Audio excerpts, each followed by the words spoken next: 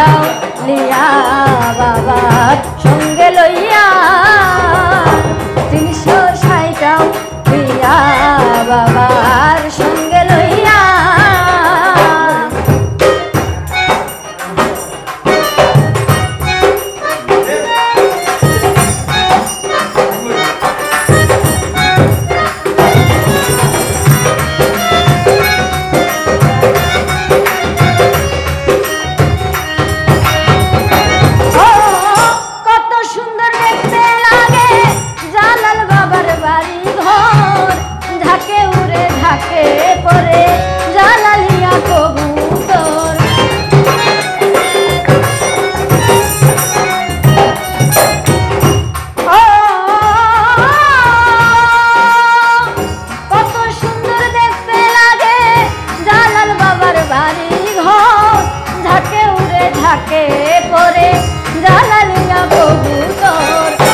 পুকুর ভরা গজারে আল্লাহর জিকির করে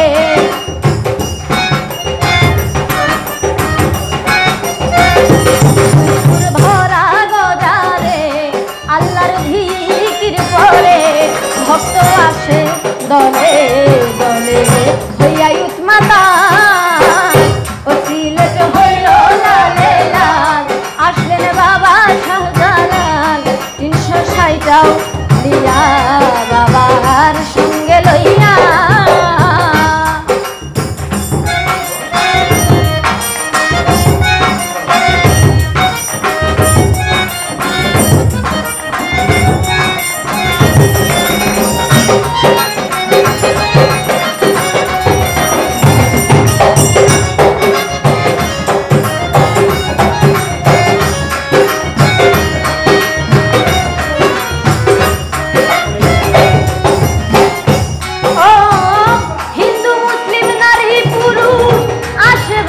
দরবারে হানায়া বিনায়া কান্দে জালাল বাবার মাঝারে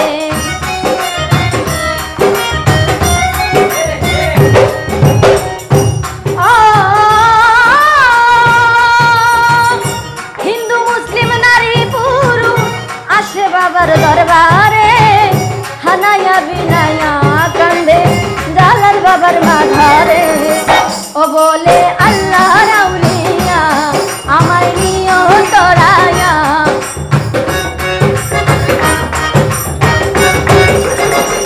ও বলে আল্লাহর আউলিয়া আমায় নিও তোরায়া আমি হইলাম শুধু তোমার চরণের কাঙ্গা সিলেট হইল লালে লাল আসলেন বাবা শাহজালাল 360টাও লিয়া বাবার সঙ্গে লইয়া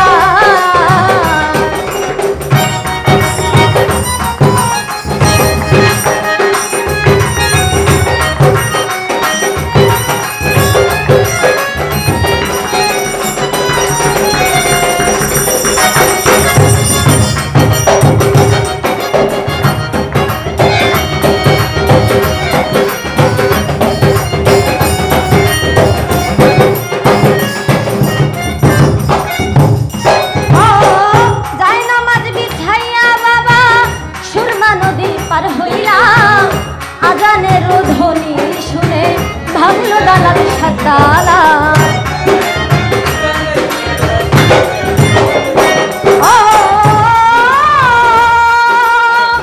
যায় নামাজ বিছাইয়া বাবা সুরমা নদী পার হইলাম আজানের ধ্বনি শুনে ভাঙল দালাল সাতালা ও বলে ইকরামুদ্দিনে তোমার দয়ার গুণে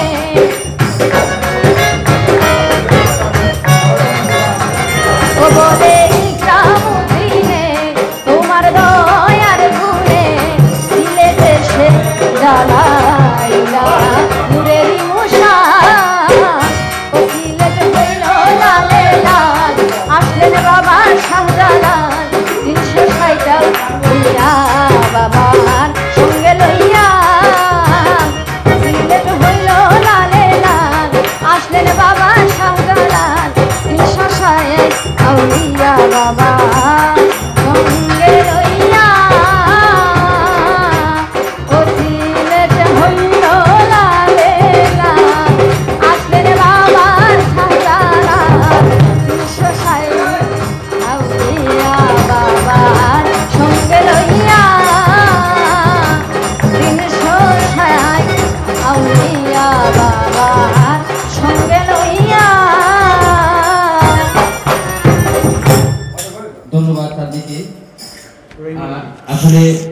সাথে আজকে নতুন গানটা গাইছে।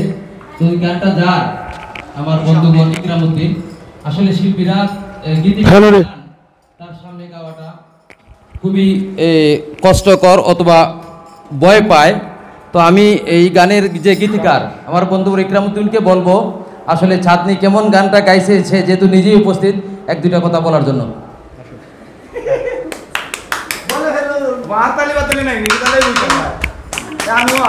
Thank you. আসলে আমার এই গানটা যখন আমি রচনা করি, এটা ছিল, হ্যাঁ প্লিজ সিট ডাউন। এই গানটার একটা রহস্যময় আছে। আমার এক আঙ্কেল ছিলেন ডুলবাদক, নাম হচ্ছে আরিফ রব্বানি, সে বর্তমানে ইউকে প্রবাসী। সো যখন এই যে যাকে উড়ে আকাশ জুড়ে জালালি কৈতর, সে গানটা যখন ফেমাস হয়, জনপ্রিয় হয় 2007 সালে, তারও আগে গানটা রচনা করা। কিন্তু 2007 সালে যখন আমার আঙ্কেল আমাকে বললেন তুমিও তো পারো কিছু না কিছু লিখতে, তা আমি বলবো ভাতিজা শাহজালালের একটা শান লেখো। তা আমি এমনিতেই বসে বসে শুধু এই 2 লাইনটা আমি লিখেছিলাম। মঞ্জুর ভাই লক্ষ্য করুন কথাটি। লেখার পর হাবিবা নামের একটা শিল্পীকে, আমি যখন গানটা পরিবেশনা করলাম, হাবিবা নামের একটা শিল্পী ওই গানটা নিল। মাঝে মধ্যে যখন ওই স্টেজে গায়, গাওয়ার পর থেকেই বিভিন্ন শিল্পীরা এই গানটা বিভিন্ন স্টেজে ওনারা পরিবেশনা করে আসে। আমি যখন আমার নজরে আসলো, তখন আমি চিন্তা করলাম যে অবশ্যই গানটাকে ভালোভাবে ভালো মিউজিক দিয়ে যদি গানটা রেকর্ড করা যায়, তাহলে কিন্তু আমার কাছে মনে হচ্ছিল ওই সময় যে গানটা হয়তো ফেমাস হইতে পারে বা পরিচিত হইতে পারে। যার কারণে আমি ওই সময় রেকর্ড করি। রেকর্ড করার পর যদি বর্তমানে একটা উরুস মাহফিলের মধ্যে 100টা স্টেজ থাকে, তাহলে 99টা স্টেজের মধ্যেই কিন্তু এই সন্ধ্যার সময় এই গানটা গাওয়া হয়। So I proud feel, so I am happy. আমি যেটা মনে করছি এই গানটা লিখতে পেরে, তাও যিনি আমাদের সিলেটে বাংলাদেশে না আসলে আমরা হয়তো মুসলমান হিসাবে দাবি করতে পারতাম না, বা আমরা ইসলাম প্রচারই হইতো না। হজরত শাহজালাল রহমতুল্লাহ আলাইহির শানে সেই গানটা লিখে আমি হয়তো কিছু সবাইকে অন্তত কিছু না হলে পরে চাঁদনির ব্যাপারটা যদি আমি বলি, সো যারা নতুনভাবে পরিবেশনা করবেন, আমাদের একটাই চাওয়া যাতে গানগুলি শুদ্ধ হয়, সুন্দর হয়, মূল সুরে এটার গাওয়া পরিবেশনা। ধন্যবাদ সবাইকে। সেটার কথাই বলছি আমি। আমার এই কথাটাই হচ্ছে, যারা নতুন পরিবেশনা করবে কোনো অসুবিধা নাই, সে কিন্তু শুদ্ধটা গাইছে, অশুদ্ধটা গায় নাই। যদিও তার সুর তালমাত্রাটার মধ্যে একটু বেশ কম থাকতে পারে, ওই যে কথায় বলে, অবশ্যই অফকোর্স ডেফিনেটলি। ওকে, যাই হোক, সো আমি একটা কথাই বলবো, যারা আজকের অ্যারেঞ্জার আমার মঞ্জু ভাই, হঠাৎ করে আমি বলতেছি, আমার বাসায় কিন্তু আজকে বড় না আবার ছোট্ট না একটা ইফতার মাহফিল ছিল। তো এই হিসাবে আমার বন্ধু ছিল, মঞ্জু ভাই ছিলেন। যখন আপনাদের কথাটা বললেন, আমি নামাজটা পড়েই কিন্তু আসতে বাধ্য হলাম। আপনাদের এত প্রশংসা শুনেছি, কিন্তু আই ডোন্ট নো আপনাদের নাম, আমি সকলের নাম জানি না, তবে গানের পরে সবার সাথে আমি ভালোভাবে আমি মিশতে পারবো, আমি সেটাই বুঝতে পারছি। থ্যাংক ইউ, ধন্যবাদ।